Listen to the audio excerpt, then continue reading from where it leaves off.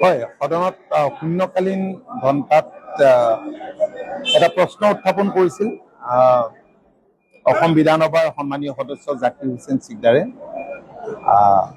আৰু মইতো মোৰ উত্তৰত স্পষ্টভাৱে কৈছো যে ৰাজ্যখনত চুলাই যি স্বাস্থ্যৰ কাৰণে অত্যন্ত মাৰাত্মক আৰু ক্ষতিকাৰক, পৰিভৰ অলপ বেছি হৈছে আৰু আমি যিমান পাৰো এইখিনি নাইকিয়া কৰিবৰ কাৰণে চেষ্টা কৰিছো। আৰু সেইকাৰণে বহু ঠাইত বহুতে ৰাজহৰ কাৰণে বুলি কয় যদিও পুৰা ৰিপনি IMFL অফ চব আমি দিছো।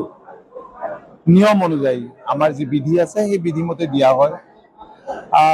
কিন্তু দিওঁতে লক্ষ্য কৰা যায় যে ওচৰত শিক্ষানুষ্ঠান আছে নেকি বা ধৰ্মীয় অনুষ্ঠান আছে নেকি, এইবিলাক কথা। বৰপেটা এখন সত্ৰৰ কাষত যি দিয়া বুলি ওলাইছে, কিন্তু মই যেতিয়া খবৰ কৰিলো মোক তেওঁলোকে দিয়া বুলি কোৱা নাই। এগৰাকী IMFL অফ চব টকা ব্যক্তিয়ে আবেদন কৰিছে কেওট পাৰলে, এখন সত্ৰৰ সমীপত বুলি কৈছে যদিও প্ৰায় 2 কিলোমিটাৰ দূৰ আৰু বৰপেটা টাউনৰ পৰা 3 কিলোমিটাৰ দূৰ বুলি কৈছে, তাত আবেদন কৰিছে। আজি সদনত আলোচনাৰ পিছত সন্মানীয় অধ্যক্ষগৰাকীয়েও তেখেতৰ মন্তব্য প্ৰকাশ কৰিছে আৰু মই স্পষ্ট ভাষাত কৈছো যে যি ঠাইলৈকে তেওঁ স্থানান্তৰ কৰিব বিচাৰিছে সেই ঠাইলৈ নিয়া নাযায়।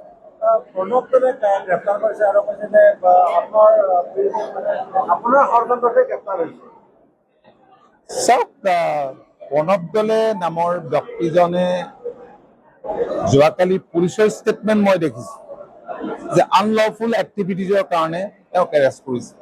কাৰণ আপোনালোকে জানে যে অসম চৰকাৰে পৰ্যটন উদ্যোগটোক নকৈ গঢ়ি তুলিব বিচাৰিছে আৰু ইয়াৰ উপৰিও চাহ জনগোষ্ঠীৰ কল্যাণৰ কাৰণে বহুবোৰ আঁচনি গ্ৰহণ কৰিছে।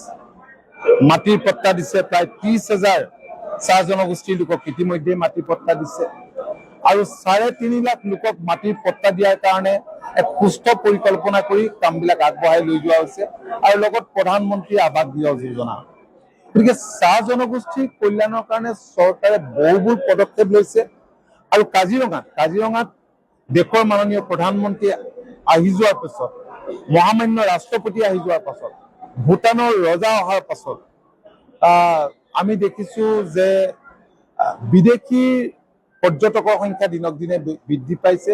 কেৱল বিদেশীয়ে নহয়, দেশীয় পৰ্যটকো যথেষ্ট আহিছে আৰু এই বছৰটো হায়েষ্ট পৰ্যটক আহিছে আৰু পৰ্যটক বিলাকে ইয়াত ভাল হোটেল বিচাৰে আৰু চাহ জনগোষ্ঠীৰ লোক আশে পাশে যথেষ্ট আছে, কাৰণ বহুত কেইখন বাগান আছে আৰু সেইকাৰণে অসম চৰকাৰে তাত এটা মিউজিয়াম, চাহ জনগোষ্ঠীৰ এটা মিউজিয়াম, তেওঁলোকৰ যি সংস্কৃতি আছে, পৰম্পৰা আছে, কৃষ্টি আছে, এইবিলাক সংৰক্ষণৰ বাবে এটা মিউজিয়াম।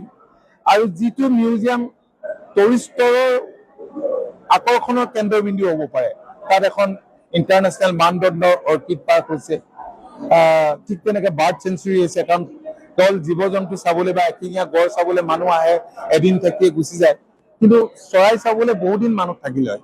ঠিক তেনেকে মাননীয় মুখ্যমন্ত্ৰীৰ ইচ্ছা যে কাজিৰঙাৰ কাষতে লাগি থকা, অভয়াৰণ্যৰ কাষতে লাগি থকা যিটো ৱাটাৰ ফলছ আছে সেইটো সুন্দৰ কৰাৰ, তালৈ যোৱাৰ ৰাস্তা পদূলি ঠিক কৰাৰ, ঠিক তেনেকে হিলছ অফ গড আছে দেও পাহাৰ, সেইখিনি ঠিক কৰাৰ, এইবিলাক ঠিক কৰাৰ কাৰণে চৰকাৰে এটা পৰিকল্পনা কৰিছে।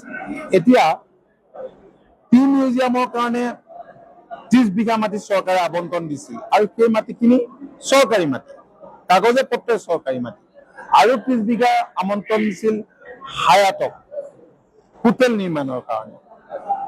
তৎসত্বেও তাত কিছুমান লোকে কয় যে কাষৰ বাগিচাতে থকা মানুহে তাত খেতি বাতি কৰে আৰু মানুহখিনি স্বাভাৱিকতে দুখীয়া, যিসকলে দিন মজুৰি কৰি পেট প্ৰবৰ্তাই, চাহ বাগিচাত স্বাভাৱিকতে তেওঁলোক আৰ্থিকভাৱে হয়তো বহুত সচ্ছল নহব পাৰে। সেই দিশটোৰ প্ৰতি লক্ষ্য ৰাখিয়েই মাননীয় মুখ্যমন্ত্ৰীয়ে, কাৰণ এই বিষয়টো বহুদিনৰ পৰা চলি আছে, এওঁ এটা সুযোগ লৈছে, এওঁ এটা অপৰচুনিষ্ট আৰু প্ৰব্লেম সৃষ্টি কৰা এজন ব্যক্তি, আৰু জনসাধাৰণটো ৰিজেক্ট কৰিছে। 2021 চনৰ নিৰ্বাচনতো প্ৰতিদ্বন্দ্বিতা কৰিছিল, 2026 চনৰ নিৰ্বাচনতো প্ৰতিদ্বন্দ্বিতা কৰিছিল। সেইটো এটা বেলেগ কথা। কাৰোবাক পচন্দ কৰিছে, ভোট দিছে, কাৰোবাক নাই দিয়া। কিন্তু মই যোৱা সময়ছোৱাত দেখি আহিছো যিবিলাক ডেভেলপমেণ্টৰ কাম কাজ আমি কৰিবলৈ লৈছো। কাৰণ মোৰ এটাই ইচ্ছা যে বোকাখাতখনক ৰাজ্যখনৰ আগশাৰীৰ যিবিলাক সমষ্টি আছে সেই পৰ্যায়লৈ উন্নীত কৰা। এতিয়া ৰাস্তা পদূলি বহুত হৈছে, এতিয়া এলিভেটেড কৰিডৰ হ'ব। এলিভেটেড কৰিডৰ সম্পৰ্কে বহু কথা তেওঁ কৈ ফুৰিছে। তাত ব্ৰহ্মপুত্ৰৰ তলেদি ব্ৰিজ হ'ব নুমলীগড়ৰ পৰা গহপুৰলৈ, এইবিলাক সম্পৰ্কে মন্তব্য দিয়ে। মানে ডেভেলপমেণ্ট হ'ব নালাগে, উন্নয়ন হ'ব নালাগে, সদায় কাম কাজত বাধা দিয়ে। গতিকে এই যে সমস্যা এটা উদ্ভৱ হৈছিল, চাহ জনগোষ্ঠীৰ লোকৰ লগত প্ৰশাসনে আলোচনা কৰিছিল। ইয়াতো বিষয়া পৰ্যায়ত আলোচনা হৈছিল, মন্ত্ৰী পৰ্যায়তো আলোচনা হৈছিল। মই যোৱাবাৰ যেতিয়া মন্ত্ৰী আছিলো, টুৰিজিম মিনিষ্টাৰ, মই ঠিক তেনেকে সঞ্জয় কিষাণ যেতিয়া মন্ত্ৰী আছিল, শ্ৰম মন্ত্ৰী, আমি বহিছিলো। জিলা আয়ুক্ত, SP সকলো বহি পেলাই আলোচনা কৰি এটা সিদ্ধান্ত হৈছিল যে 30টা পৰিয়ালে, প্ৰথমতে ক'লে যে 30টা, তেওঁলোকে কিছু মানে সহায় বিচাৰে। যিবিলাক মাটি তেওঁলোকে খেতি কৰি থকা বুলি কৈছে, তেওঁলোকে অলপ মাটি তেওঁলোকে বিচাৰে। আৰু তাৰ কাৰণে চৰকাৰে ইতিমধ্যে 9 বিঘা একঠা মাটি 20টা পৰিয়ালৰ কাৰণে এলট কৰিছিলে। আৰু ইয়াৰ উপৰিও 5 লাখকৈ টকা মুখ্যমন্ত্ৰী সাহায্য পুঁজিৰ পৰা, কাৰণ আচ্ছাৰ লগত আলোচনা হৈছে। আচ্ছাৰ চেন্ট্ৰেল বডি, ডিষ্ট্ৰিক্ট বডি, চাহ মজদুৰ সংঘ আৰু অন্যান্য জাতীয় সংগঠনৰ লগত ইয়াত আলোচনা হোৱাৰ পাছত এটা সিদ্ধান্ত হৈছিল। আৰু এই সিদ্ধান্ত মৰ্মে 21 গৰাকীয়ে মুখ্যমন্ত্ৰীয়ে দিয়া যি মুখ্যমন্ত্ৰী সাহায্য পুঁজিৰ চেক তেওঁলোকে গ্ৰহণ কৰিলে।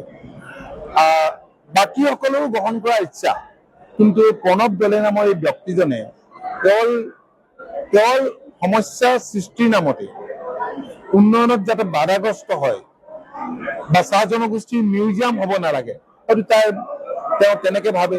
সেইকাৰণে মাজে মাজে বাধা দিয়ে। তেওঁ বাধাটো দিয়ে বা বহুত কামত বাধা দি আছে, এইবিলাক আমি শুনি আছো। কিন্তু এৰেষ্ট কৰা বিষয়টো সম্পৰ্কে এইটো আমি নাজানো, সেইটো এটা আইনী বিষয়। আজি কিছুদিনৰ আগতে 28 নে 29 তাৰিখে উচতনি দি কেতবোৰ মানুহক সেই থলীলৈ লৈ যায়, বহুতবাৰ আনিছে এই থলীলৈ। তাত কাম কাজ চলি আছে, কাম কাজ বিলাকত বাধা দিছে। টি মিউজিয়ামটোৰ কাৰণে কাম কৰিবলৈ আহিছিলে মানুহবিলাকক খেদি দিছে। এই হোটেলৰ কিবা বাউণ্ডেৰী বনাই আছিল, তাত মানুহবিলাকক খেদি দিছে। আৰু কালি বোধকো ধনুকাৰ লৈ মানুহবিলাকক ইনভাইট কৰিছিল তালে, এইবিলাক হৈ আছে। আৰু মাজতে মাৰপিট কৰা বুলি মই শুনিছো, পুলিচক মাৰপিট কৰিছে। যিবিলাক আইন শৃংখলাৰ দায়িত্বত আছিল মাৰপিট কৰিছে, পুলিচৰ পৰা এই কথাখিনি গম পাইছো। গতিকে law will take its own course. কি ধাৰাত কেনেকে এৰেষ্ট হৈছে নাজানো। আৰু বহুত কিবা কিবি আছে, সেইবিলাক আপোনালোকে খবৰ কৰিলে গম পাব। মই সেই সম্পৰ্কে নকওঁ। মোৰ কথা হ'ল ডেভেলপমেণ্ট হ'ব লাগে। ডেভেলপমেণ্ট কামত আজি সমগ্ৰ বোকাখাতৰ ৰাইজে যিদৰে সহযোগিতা কৰিছে তাৰ বাবে আমি কৃতজ্ঞ। আৰু সেইকাৰণে বোকাখাতৰ জনসাধাৰণে হিউজ মেণ্ডেট দিছে। 60,000তকৈ অধিক ভোটত আমাক তাৰ পৰা জয়ী কৰি পঠাইছে। আমাৰ দায়িত্ব তাত উন্নয়নৰ কাম কাজ হ'ব লাগিব। উন্নয়নৰ কাম কাজ বাধা দিয়াটো আমিও মানি নলওঁ, সেইটো ভাল কথা হোৱা নাই। বাকীখিনি সম্পৰ্কে মই নাজানো। এইবিলাক নকৈ কি কব, কামেই সেইটো। তেওঁ ষড়যন্ত্ৰ কৰাটোৱেই কাম, আনক বদনাম কৰাটোৱেই কাম। একোতো নিজে কাম কৰিব নোৱাৰে। অসমততো বিয়া পাতিবলৈ হয়তো মানুহ বিচাৰি নাপালে, বিয়াও পাতিছে বাহিৰৰ পৰা। মই ব্যক্তিগতভাৱে কাকো আক্ৰমণ কৰি ভাল নাপাওঁ, বহুত কৈ আছে, মই শুনি আছো। কিন্তু এই কথাটোতো আৰু এইটো আইনৰ কথা, এইটো কথা পুলিচে ক'ব। ঠিক আছে।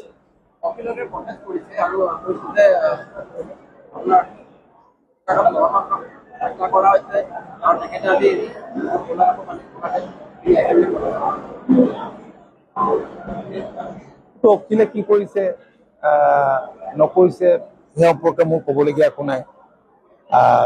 মানে চাওক, গণতন্ত্ৰক কোনে হত্যা কৰিছে নকৰিছে অসমৰ মানুহে দেখিছে, আৰু দেখাৰ বাবেই 3rd টাৰ্মত এইবাৰ চৰকাৰ আনিছে, NDA-কে আনিছে ক্ষমতালৈ। গতিকে গণতন্ত্ৰক কোনে হত্যা কৰিছে, গণতন্ত্ৰক যিসকলে হত্যা কৰিলে, ৰাজ্যখনক যিসকলে পিছুৱাই লৈ গ'ল, সেইসকলক জনসাধাৰণে সুবিধা দিয়া যায়।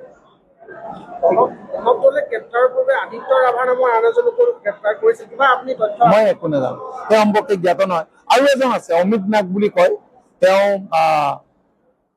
যোৱা ইলেকশ্যনত খুবটাই বিধানসভা সমষ্টিৰ পৰা প্ৰতিদ্বন্দ্বিতা কৰিছিল, কিবা ঝাৰখণ্ড মুক্তি মৰ্চা নেকি। মানুহে কয় যে ফাণ্ডিং বিলাক চব বাহিৰৰ পৰা আহে, ফৰেইন ফাণ্ডিঙো আছে, অন্য ষ্টেটৰ ফাণ্ডিঙো আছে, এনেকুৱা কথাবিলাক খুব মানুহৰ মুখত শুনা যায়।